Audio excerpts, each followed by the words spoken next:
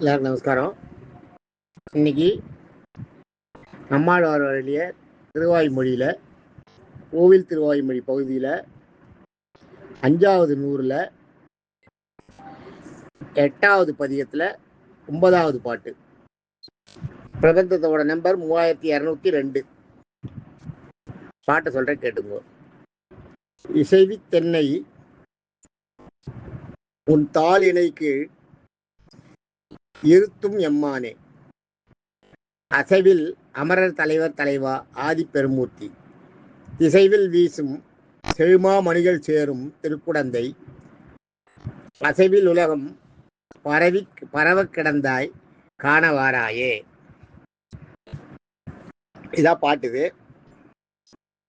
இந்த இது பாட்டை சொல்லணும்னா, இசைவித்தென்னை உன் தாளினைக்கு இருத்தும் எம்மானே, அசைவில் அமரர் தலைவர் தலைவா ஆதி பெருமூர்த்தி, திசைவில் வீசும் செழுமாமணிகள் சேரும் திருக்குடந்தை, அசைவில் உலகம் பரவ கிடந்தாய் காணவாராயே. இது பாட்டு அர்த்தம். இதனோட அர்த்தம் பார்த்தீங்கன்னா, இசைவித்து எண்ணெய். இசைவித்துன்னா நம்ம இந்த இசை கிடையாது. இசைவித்துனா சம்மதிக்க வச்சுன்னு அர்த்தம். நம்மளை ஒத்துக்க வச்சு, அதாவது என்னையே எனக்குள்ளேயே இருந்து என்னை உன்னோட இதுக்கு வரத்துக்கு ஒத்துக்க வச்சு சம்மதித்து, இசைவித்து என்னை சம்மதிக்க வச்சு, அதுவும் நீதான் அப்படின்றார் இந்த இடத்துல. அதாவது எல்லாமே நீதான்றது. இசைவித்தென்னை உன் தாள் இணைக்கு. உன் தாள்னா இப்போ ஈஸ்வரனோட பெருமாளோட தாள் இணை. தாள் இணைன்றது தாள்ன்றது பாதம். தாள் இணைன்றது என்னன்னா, அந்த பாதங்கள் ஒரு பாதத்துக்கு இன்னொரு பாதம் இணையும். வேற எதையுமே இணை சொல்ல முடியாது. அது ரெண்டுக்கும் இந்த பாதத்துக்கு வலது பாதத்துக்கு இடது பாதத்து சொல்லலாம், இடது பாதத்துக்கு வலது பாதத்து சொல்லலாம். வேற பாதங்களை வேற எதையுமே அதுக்கு ஈடாக சொல்ல முடியாதான். அதுதான் இசைவி உன் தாள் இணை கீழ். உனக்கு இணையான, ஒன்றுக்கொன்று இணையான உன்னுடைய பாதங்களின் கீழ் இருத்தும் எம்மானே. இருத்தும்னா உங்களை இருக்க வைக்கும்னு அர்த்தம். நீங்க எங்கேயும் போகாதபடி, நிலைத்து இருக்கும்படி, வேற எங்கேயும் போயிட முடியாத மாதிரி உங்களை இருத்தும் எம்மானே, எம் தலைவனே, என்னை சம்மதிக்க வச்சு உன் பாதத்துக்கையே இருக்க மாதிரி, என்னை அழுத்தி என் பாதத்துக்கையே இருக்கிற மாதிரி என்னை நிலைத்து இருக்க வைத்த என்னுடைய பெருமாளே அப்படிங்கிறதாக அர்த்தம் இது இந்த இடத்துல. இசைவித்தென்னை உன் தாளினைக்கு இருத்தும் எம்மானே, அசைவில் அமரர் தலைவர் தலைவா. அசைவில்ன்றது இந்த இடத்துல என்னன்னா, அசைவில்னா அசைறதுன்னு நினைக்காதீங்க. அசைவில்லாத இப்போ பாடல்களில் வரும்போது அந்த இடத்துல மயக்கணி சில வார்த்தைகள் சில எழுத்துக்கள் இருக்கவே இருக்காது. ஆனால் அது சேர்ந்ததான் அர்த்தம். அது அசைவில்லாதன்னு அர்த்தம். அது அசைக்க முடியாத. அசைவில்னா அசைவில்லாத, அசைக்க முடியாத அப்படின்னு அர்த்தம். அசைவில் அமரர் தலைவர் தலைவா, அசைக்க முடியாத அமரர். அமரர்னா தேவர்கள். அமரர்னா தேவர்கள். அமரர் இந்த இடத்துல அமரர்லாம் தேவர்கள்.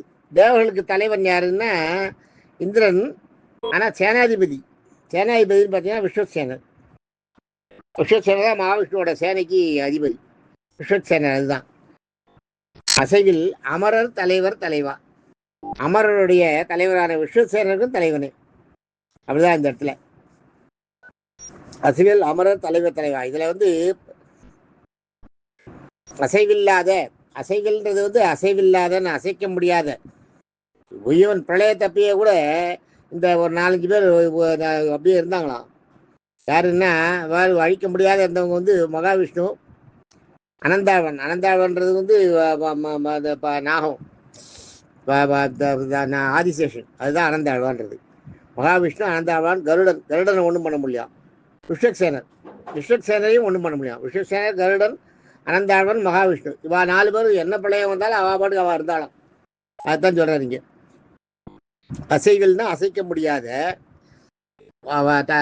அமரர். அசைவில் அமரர், அசைக்க முடியாத அமரர்கள் இருக்கா இல்லையா, தேவர்கள்.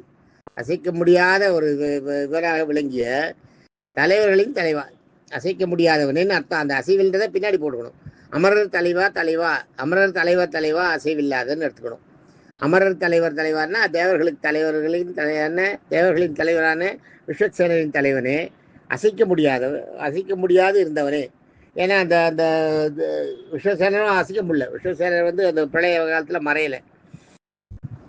அசைவில் தலைவா ஆதி பெருமூர்த்தி. ஆதி பெருமூர்த்தின்றது இந்த இடத்துல என்னன்னா, எல்லா எல்லா அனைத்து படைப்புகளிலும் மூலமூர்த்தியா இருப்பவனேன்னு அர்த்தம். ஆதி பெருமூர்த்தி எல்லா படைப்புகளையும் எல்லாத்துக்கும் மூலமா இருப்பவனே அப்படின்னு அர்த்தம். திசைவில் வீசும். திசைனா 4 திசை. 4 திசை. திசைன்றது வந்து இந்த இடத்துல திசைன்றது வந்து திசை 4 திசை. வில்லுன்றது ஒளி. ஒளிக்கு வில்லுன்னு ஒரு பேர் இருக்கு. திசைவில் வீசும், ஒளி வீசும், 4 திசையிலிருந்து ஒளி வீசும் செழுமாமணிகள். செழுன்னா முழுமை பெற்ற அந்த நவரத்னங்கள் இருக்கு. நவரத்னங்கள் எப்படின்னா அது நல்லா முத்தணுமோ, ரொம்ப நாள் இருக்கணுமா. இருக்கதா அதில் இருக்க அந்த உள்ள இருக்க ரேகையெல்லாம் மறைஞ்சு தோஷம் போகுமோ. அதான் தோஷம் இல்லாத அந்த மணின்னா நல்ல முத்தின மணிகள்னு அர்த்தம். அதான் அந்த கொஞ்சம் இலசா இருக்கும்போதே அந்த மணிகளை எடுத்துடுறாரு வைங்க, அதை கொண்டு அதை ஆர்னமெண்ட் ஆக்கிட்டாள் நான் உள்ள இருக்க அந்த ரேகை நின்றுடும், தோஷம் உள்ளதாயிடும். அதான் செழு மாமணிகள்னா, செழுன்னா செழுமையான முழுமை பெற்றன்னு அர்த்தம். செழுமையற்ற முழுமை பெற்ற தோஷம் இல்லாத அப்படின்னு. மான்னா பெரிய பெரிய பெரிய மணிகள். மணிகள்னா நவரத்னங்கள். தோஷம் இல்லாத நன்கு முற்றிய முழுமை பெற்ற நவமணிகள் அப்படின்னு அர்த்தம். செழுமா மணிகள் சேரும்னா இருக்கும்னு எடுத்துக்கணும் இந்த இடத்துல. அதெல்லாம் போய் அங்கதான் போய் சேர்ந்துருக்கா எல்லாம். சேரும் திருக்குடந்தை எங்க போயிருக்கு? எல்லாம் கும்பகோணத்துக்கு போயிருக்கு. கும்பகோணத்துல இருக்கான் எல்லாமே. திருக்குடந்தையில இருக்கான். இது திசைவில் மாமணிகள். திசைவில் மாமணிகள் எல்லா திசையிலிருந்து ஒளி வீசக்கூடிய குற்றமில்லாத நல்ல முற்றிய நவரத்னங்கள் இருக்கு. அதெல்லாம் இருக்கிறது எங்கன்னா கும்பகோணத்துல இருக்கான். திருக்குடந்தை அசைவில் பெருமணிகள் சேரும் திருக்குடந்தை. அசைவில் உலகம். அசைவில்னா அதேதான். அந்த முதல்ல எடுத்துட்டு பாருங்க, அதேதான். இசைவித்து. அசைவில்னா அசைவில்லாதன்னு அர்த்தம். அது மாதிரி எடுத்துக்கணும். எப்படி நம்ம அசைவில்ன்றதுக்கு வந்து அந்த இல்லான்றது வந்து அது மறைந்த பொருள். அசைவில்ன்றது வந்து அசைவில்லாதன்னு அர்த்தம். அந்த மாதிரி எடுத்துக்கணும். அதை முதல்ல அதே மாதிரி ஒருத்தர் எடுத்து பாருங்க. அசைவில் அமரர் தலைவா. அதே மாதிரி அசைவில்ன்றது இந்த இடத்துல அசைவில்லாதன்னா அசைனா இந்த இடத்துல வருத்தம்னு அர்த்தம். அசைன்றதுக்கு வருத்தம்னு ஒரு மீனிங் உண்டு.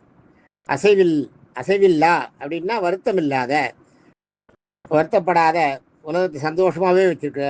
அசைவில் உலகம் பரவ கிடந்தாய். வருத்தம் இல்லாத உலகம் பூரா பரவி எல்லாருடைய துக்கத்தையும் போக்கி எல்லாருடைய வருத்தத்தையும் எடுத்துட்டு வருத்தம் இல்லாத ஒரு உலகத்தை கொடுத்தவனேன்னு அர்த்தம். உலக கிடந்தாய், பள்ளி கொண்டு உள்ளாய், கிடந்தாய், காண வாராயே.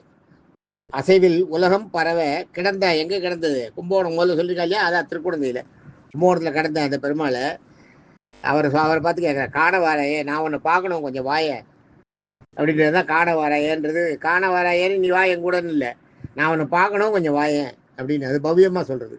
நான் கொஞ்சம் உன்னை பார்க்கணும், எழுந்து வாய அப்படின்னு. இப்போ நான் நம்மாழ்வார் கூப்பிட்றதா அந்த பாட்டு.